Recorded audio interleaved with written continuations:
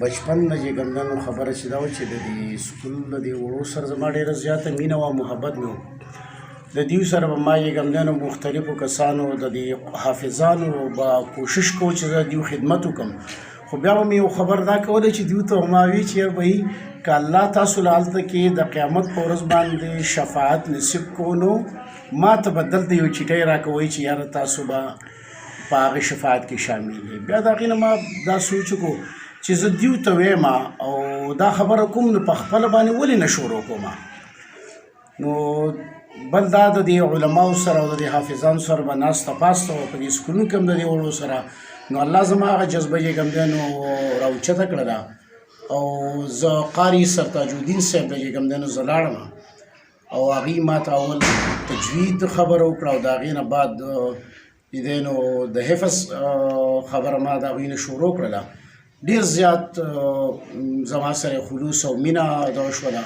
هغوی زموږ سره د سکول کې چې کوم دی نو یو کس دی قاری علي محمد، نو هغوی ته اول حواله کول مې چې دوی لږ روان شي.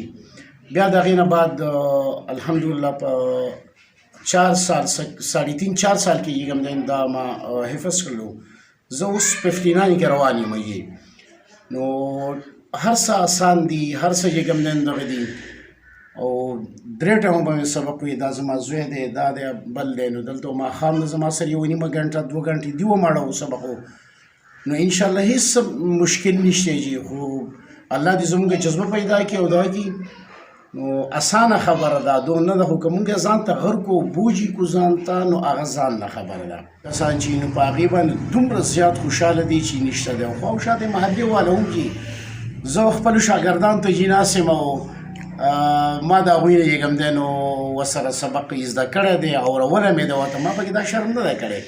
چېرته دا زما شاګرد دی، زما د لاسه وتی دی او زه ورته نه، بلکې زه به هغوی ته په ډېره خوشحالۍ او په مینه باندې کېناستم.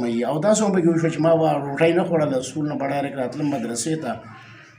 قاري سرتاج الدین صاحب دی نورو ما ته د روټۍ هم ډېر زیات دغه کو، د چیو خو زما خیال یې ډېر زیات ساتلی او خصوصا ډېر محنت یې را سره کړی او زما هم دا خپله جذبه وه او ډېر زیات سره مینه وکړو.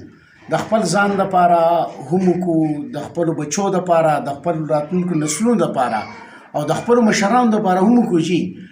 او مونږ الحمدلله مسلمانو هېڅ ګران نه دي جي، الله را توفیق را کړی دی. او زما